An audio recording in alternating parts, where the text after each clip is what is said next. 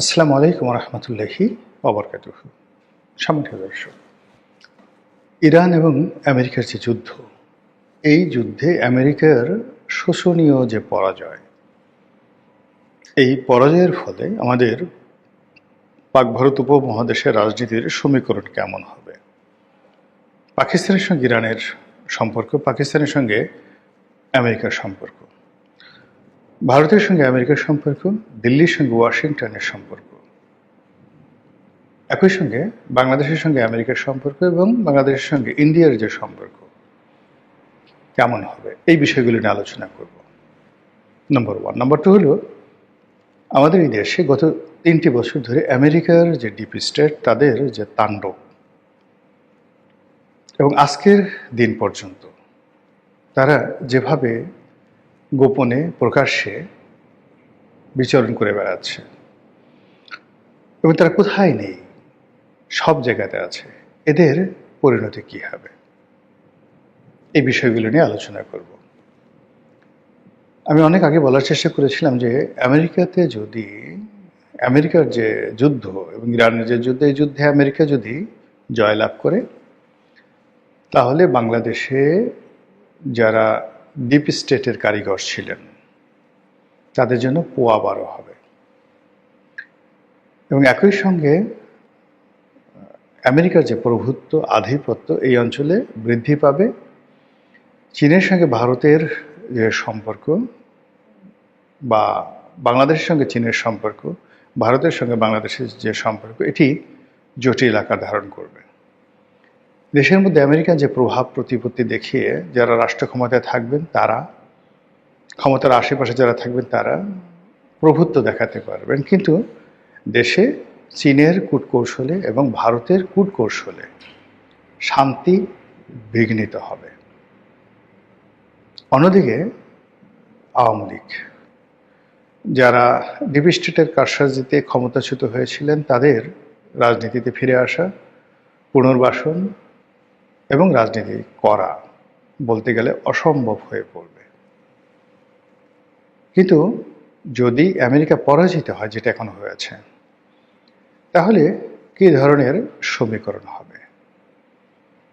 প্রথম সমীকরণ হলো যে এখানে প্রো ইন্ডিয়ান এবং প্রো চাইনিজ যে শক্তিগুলো রয়েছে, তারা যথেষ্ট সক্ষমতা অর্জন করবে,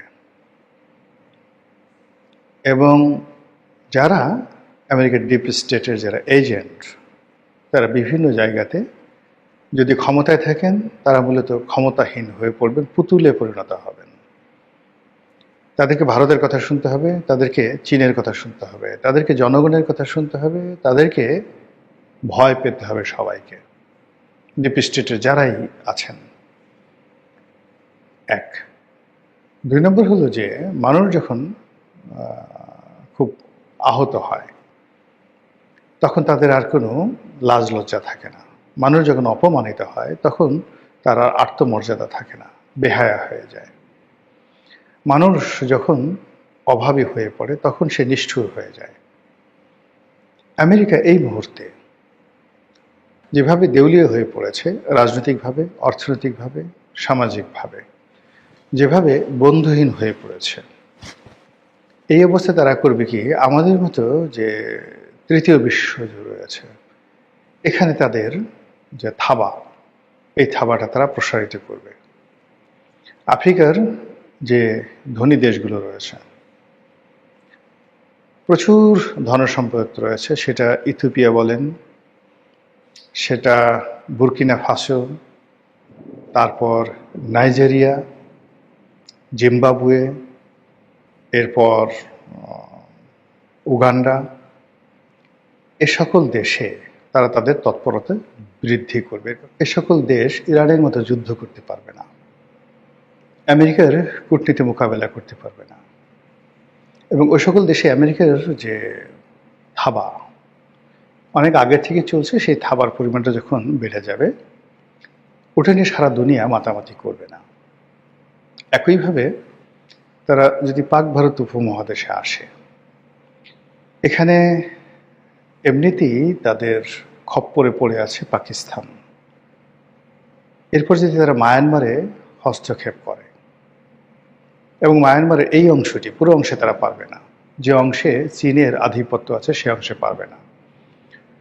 মায়ানমারের সঙ্গে বাংলাদেশের যে অংশটি, যেটা রোহিঙ্গা অধ্যুষিত এলাকা, যেখানে তারা বার্মা অ্যাক্ট করতে চাচ্ছে, এই অঞ্চলে যদি তারা তাদের আধিপত্য বিস্তার করে, যুদ্ধ বাঁধিয়ে দেয়, অস্ত্র গোলাবারুদ থেকে শুরু করে ট্রেড অ্যান্ড কমার্স সব কিছু তাদের নিয়ন্ত্রণে থাকে, তাহলে এই মধ্যপ্রাচ্যে তাদের যে বিপর্যয় কিছুটা হলেও তারা কাটাতে পারবে।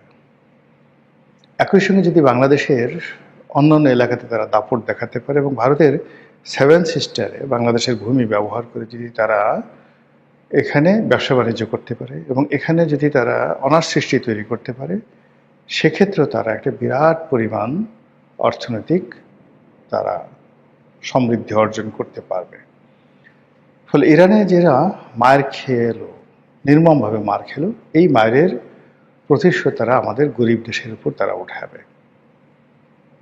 আপনারা দেখবেন যে সচিবালয়ে চাকরি করে কেরানি, কিংবা ধরুন পিয়ন, টাইপিস্ট, ইউডিসি, তো সে অফিসের যারা বস তাদের হাতে মার খায়, বকা খায়, অফিসে সে একটু শব্দ করতে পারে না, কিন্তু ঘরে এসে মুহূর্তের মধ্যে সে সেক্রেটারি হয়ে যায়, ডিসি হয়ে যায়, এসপি হয়ে যায়, ডিআইজি হয়ে যায়, এবং এসেই বউকে একটা মার দেয়, আচ্ছা মতো মার দেয়, এবং হুঙ্কার, জানিস আমি কি করতে পারি, এটা করতে পারি, এটা করতে পারি।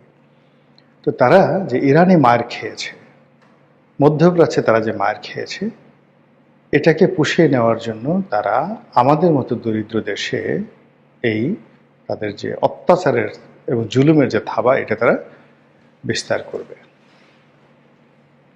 এতে করে যারা আমেরিকার যে দালাল আছেন, ডিপ স্টেটের যারা এজেন্ট আছেন, তারা এই কাজটি সহজে করতে পারবেন না। কারণ এই কাজগুলো তাদের যদি করতে হয়, জনগণ বিদ্রোহ করবে, আর জনগণের উপর স্টিম রোলার চালানোর জন্য বারবার যেটা করবে, কাউন্টার এখানে কু হয়ে যাবে। এক দালাল গ্রুপ ব্যর্থ হলেও আরেক দালাল গ্রুপ নিয়ে আসা হবে। যেমন ধরুন ইনুস সাহেব, তার যারা লোকজন আছেন, তো তারা ব্যর্থ হয়েছেন। ব্যর্থ হওয়ার পর কি হলো, এই যে ইনুস সাহেব এবং তার যারা লোকজন আছে, সবার জীবন এখন কিন্তু ঝুঁকির মধ্যে। অন্যদিকে বর্তমান যে সরকার, এখন তাদেরকে দিল্লি এনেছে, জনগণ এনেছে না আমেরিকা এনেছে, এটা আর কদিন পরে কাদা ছোড়াছুড়ি পরে আপনারা বুঝতে পারবেন। তো সেক্ষেত্রে দেখা গেল যে যদি সরকারের সাথে আমেরিকার একটা সম্পর্ক থাকে, আর সরকার যদি আমেরিকার সেই লোভ, লালসা, কামনা, বাসনা পূর্ণ করতে না পারে, তাহলে কি করবে? তারা এই সরকারের বিরুদ্ধে কাজ করবে, জনগণকে খেপিয়ে দেবে, আবার নতুন আর এক গ্রুপ আনবে, যাদেরকে ক্ষমতায় বসানোর চেষ্টা করবে। এইভাবে খেলা চলতে থাকবে, এবং এটা আফ্রিকাতে খুব অহরহ হয়। 15 দিন পর পর সরকার পরিবর্তন হয়, 1 বছর পর পর সরকার পরিবর্তন হয়, এবং প্রতি সরকারই ক্ষমতা আসে এই আমেরিকাকে কিছু দেওয়ার, যাকে বলা হয় প্রমিস করে। এবং এটা আজকের নয়। যেমন ধরুন মীর জাফর আলী খান, জগৎ শেঠ, রায় দুর্লভ, ইয়ার লতিফ, এদেরকে ব্রিটিশ সরকার তৈরি করল। এরপর পুরো বাংলাকেই তারা ছেড়ে দিল। বাংলার পুরো রাজস্ব ব্যবস্থা, ট্যাক্স কালেকশন ইস্ট ইন্ডিয়া কোম্পানিকে দিয়ে দেওয়া হলো, আর রাজকোষে যত টাকা ছিল সবই ক্লাইভকে দিয়ে দেওয়া হলো। কিন্তু এরপরেও কিন্তু ব্রিটিশদের লোভ কমেনি, তারা আরও টাকা চাই, আরও টাকা চাই। এখন জাফর আলী খাঁ সে টাকা দিতে পারলো না, তখন তাকে ক্ষমতাচ্যুত করে তার যে মেয়ের জামাতা মীর কাসিম, এই মীর কাসিমকে ক্ষমতায় বসানো হলো। মীর কাসিম প্রথমে টাকা দিল, আরও টাকা চাই, আরও টাকা চাই, তখন সে বিদ্রোহী